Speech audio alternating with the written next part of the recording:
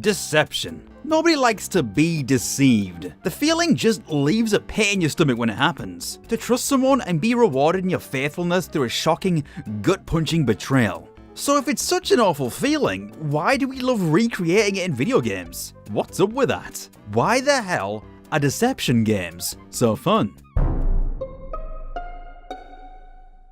To begin with, let's discuss the genre a bit. It's safe to say it's been getting a little bit of notoriety recently, which can mostly be attributed to the success of the indie title Among Us, which went through somewhat of a Cinderella story from what I hear, becoming an international sensation basically overnight. This probably isn't news to any of you, but Among Us got huge. There was fan art, parodies, and streams everywhere from like everyone. Nearly everywhere you looked, there was an Among Us thing. And it hasn't really stopped since then. I think part of Among Us' success is due in large part to its simplicity. In the average game, there are two imposters among you whose job it is to eliminate enough members of the crewmates to win. The crewmates, on the other hand, simply need to accomplish their tasks or vote off the imposters. It's so very easy. You get the hang of it within minutes. In the standard form of the game, you can't even communicate with other players until the discussion rounds, which occur whenever a body is found or whenever the emergency button is pressed.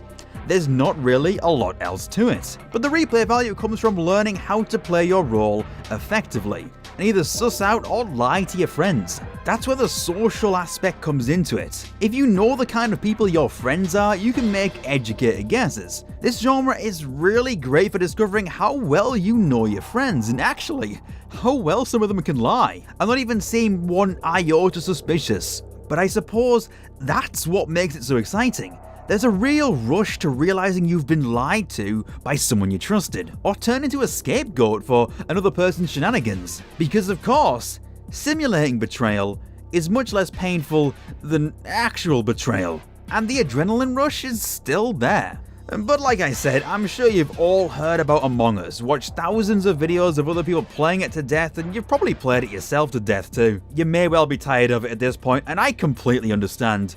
But it's not the only game of its kind, and not even my personal favourite. So what else is out there? Well... You wanna... Explain yourself. If you attack me, I will attack back. I don't want to take the initiative because the chance Whoa. don't... You have no argument, aka you're just trying to get rid of another survivor. No, you two... You've got a f***ing gun! Yeah, I do. And? Ow!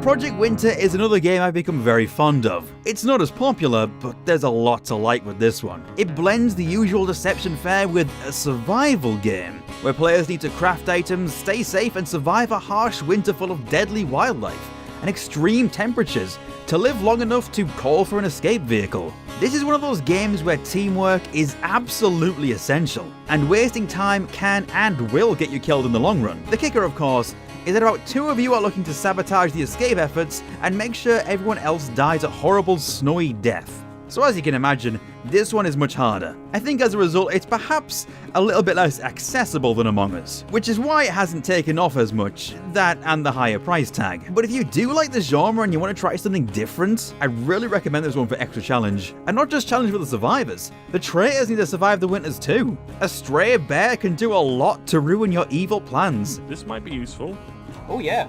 What's on this side? Yeah. Okay. There's a bear. Open it. There's a bear. James, go. Yeah. Okay.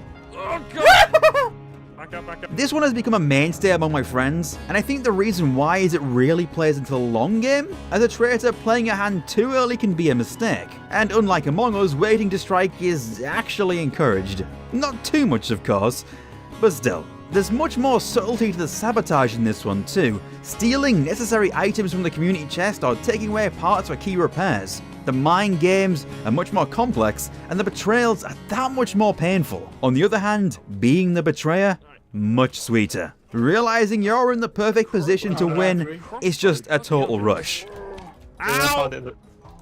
I found it. God! No! Please survive, James. It's Scarf. No, you sods! I got James and Wade. Ow! I wouldn't say that I'm good at Traitor in this game, but it's an immense amount of fun to do, especially as it's pretty easy to drag people away and cause problems. Hello? What is this thing? What's what? I'm just kind of stood here waiting. Don't worry about it.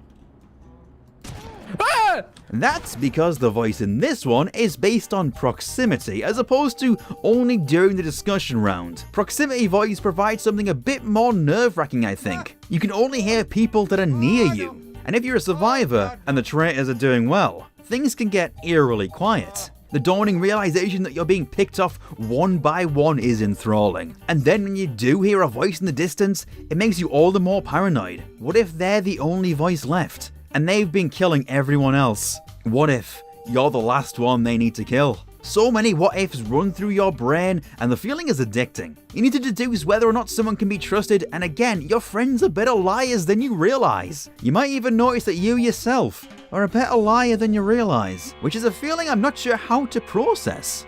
I just put a medkit in that crate. Oh, thank God. Oh! Ah! It's Connor! It's Connor! Shit. Connor, you're a piece of shit. I hope you know that. I think there's a reason proximity chat is the way to go for these sorts of games.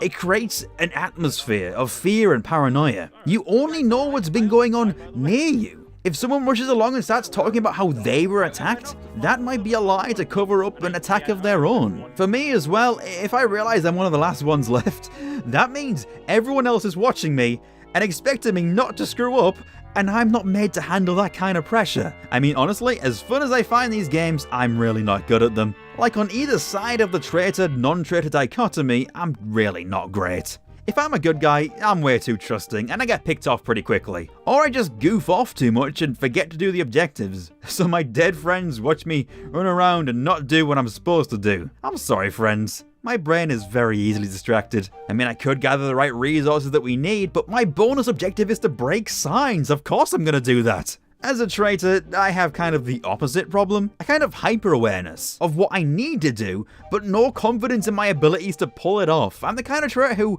too often plays the long game. I wait for the right time to strike, figure out who's best to pick off, find them alone and vulnerable so I can... Oh, the innocents already did all their tasks? But I had such a devious plan. So yeah, if I had to categorize my own personal brand of traitordom, I call it the Godot. I wait and wait for a moment that never comes. But what other kind of traitors are there? I've come up with a few that I've come across in the games I've played, and given them fancy names so I sound smart. I'm not smart, but I like to sound it. First up is an easy one, the Iago. The Iago is the type of traitor you really gotta watch out for. Smart, conniving, and capable of using their silver tongue to turn players against each other. You're not even safe if you have them as a traitor teammate. They'll throw you under the bus if it means saving their own skin. This player knows what they're doing, and they are terrifying.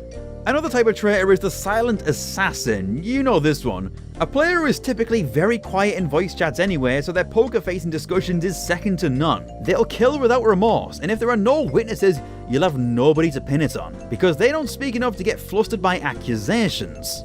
Speaking of getting flustered, let's talk about Macbeth over here. The Macbeth is a player who will maybe get one kill, perhaps two, and in an effort to cover their tracks will look more and more suspicious than anyone else. As soon as one accusation comes their way, they will totally unravel, and possibly even out their teammate by mistake. To my chagrin, I am sometimes a Macbeth. Next is the sleeper agent. These ones scare me the most. You'll spend a whole game alongside them, trusting them, doing tasks and bonding with them, sharing jokes and laughing. They could have killed you so many times, and yet, they haven't. That must mean they're good, right? And then, at the flick of a switch, when you let your guard down and you least expect it, they'll strike silently, remorselessly. With that knife in your back, those moments of friendship mean nothing now. So basically, these people are why I have trust issues. And yeah, those are some of the typical archetypes that I can think of. I'm sure there are more. So please, let me know some of yours. What kind of traitors have you come across in your games? So anyway, back to the point. Deception as a genre is pretty easy to add to almost anything. I mean, Project Winter and Among Us kind of have this top-down thing going on. But I've had some great treacherous experiences in FPS games as well, dating back to Trouble in Terrorist Town. a game mode very often played in Gary's mod for a good number of years now. Granted, I think Trouble in Terrorist Town, TTT for short, does have its shortcomings. It's very easy to grief, friendly fire is pretty much always going to happen to some degree, and some games just descend into chaos after a short while. But it wouldn't be one I keep coming back to after all these years if it weren't, at least, fun. Because it is. It's very fun. When the game goes well, it's a tense, often fast-paced experience. And so simple. Traitors need to kill the innocents, and the innocents need to not die. There aren't really typically any tasks in this one. It depends on the map, but most don't. Making your move as a traitor here is risky, much like Project Winter. There's no guarantee that you can kill your target before they either call out your name or turn the tables on you. So there's this element of fear and paranoia on both sides this time. Only slightly diminished by occurring in a Minecraft map at least 50% of the time. You know, every time I hear someone say Among Us, TTT is decent, but what else is there? Are there any other FPS experiences you should be playing? Another game came about recently which does combine deception and first-person shooting, and that is Unfortunate Spacemen.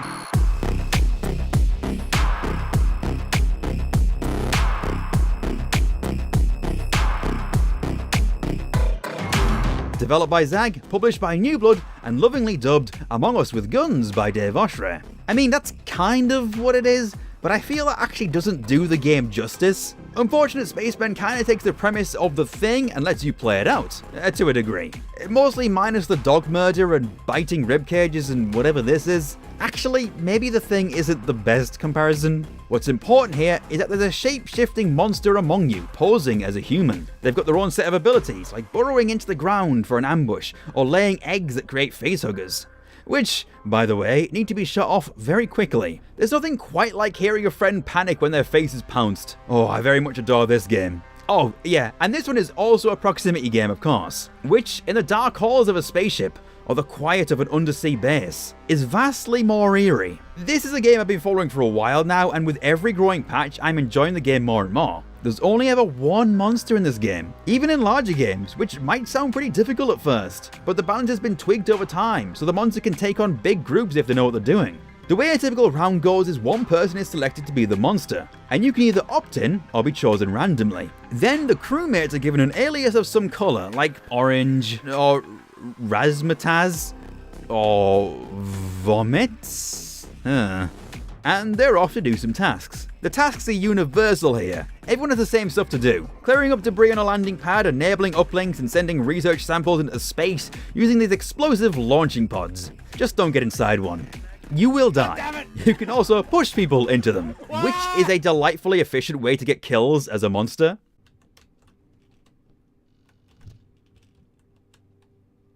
Right, we need Earpiece. the... Okay. Wait. Oh no! Whoa! Whoa. What's going on? What happened? Oh, they must have walked into the thing.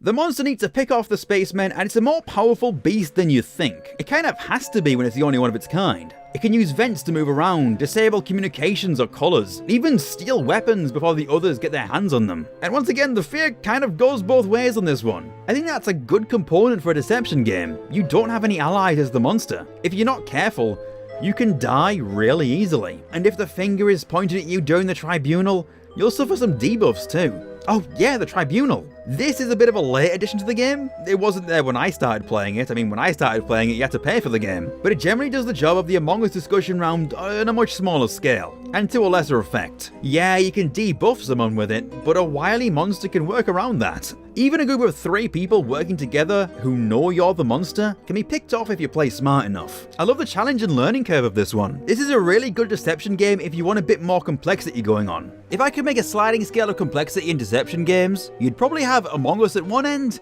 and Unfortunate Spacemen at the other, with Project Winter somewhere in the middle and Trouble in Terrorist Town somewhere near Among Us. But I'd say Unfortunate Spacemen is really one worth learning, because the kind of things you can pull off as a monstrous shapeshifter are really impressive. There are a couple things I'd maybe tweak. I don't think the game is perfect, like perhaps pulling in the range of the proximity chat a little bit, and generally it'd be nice to have a few more variables to play with, to suit your group, for example, because they're often at different levels of play. You see, I'm also a little unsure about the unlocking of perks at different levels, since if you have one player at a higher level, they kind of have to use the lower level perks, or else everyone will instantly know who the monster is. Like, well, that guy is level such and only level such and suches have that ability, so it has to be him. I don't like that kind of metagaming in this genre, so it'd be good to have all the perks available depending on who you're playing with, or something to that effect. Like if you have a high level player in the lobby, you can make a temporary loadout using the perks they have. That way it'd be a level playing field.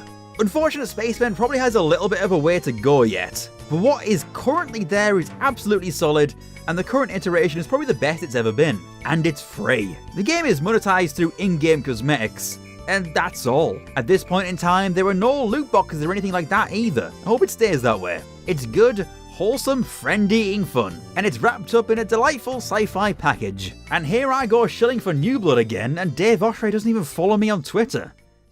Of course, video games aren't the only place deception games are present. Many of them have their roots in tabletop card and board games as well. There's definitely an extra element when you can see the faces of your friends too, and you need to read their faces, wondering who is against you. Games like One Night Ultimate Werewolf, where a couple of players are werewolves, and the rest have specific roles that enable them to do certain actions during the one night. Roles like the Seer, which can take a look at another player's role, which they can then reveal during the day. Or the Troublemaker, which swaps the roles of another couple players, and they can reveal which ones they swapped. What this results in is a great game of deduction and deception, where players have to trace back their steps and say what, if anything, they found out during the night. It can end up as absolute madness depending on the amount of people playing, and that's not even including the rogue elements, such as the Tanner. It's my opinion that more deception games need a Tanner. The Tanner is a role that wins if they are the ones that die. They need to purposefully act suspicious, but not too suspicious, because they want to be chosen as the werewolf and executed. And if they do, they win. And they win alone. What this means is it adds an extra element of doubt to the player's head. Someone may be acting suspicious, yes, but what if that's exactly what they want you to think? But also, what if it's a double bluff? With the werewolf deliberately acting suspicious so they look like they're the Tanner and don't get picked. The level of mind gaming this simple game can create is just, God, it's so much fun. Whenever this gets broken out in my friend groups, especially at conventions, I have to get myself involved or at least spectate. It's an absolute delight every time. But One Night and its multitude of expansions are just the tip of the iceberg. You've also got games like Secret Hitler or Spyfall. Both of these involve similar elements but play uniquely in their own ways.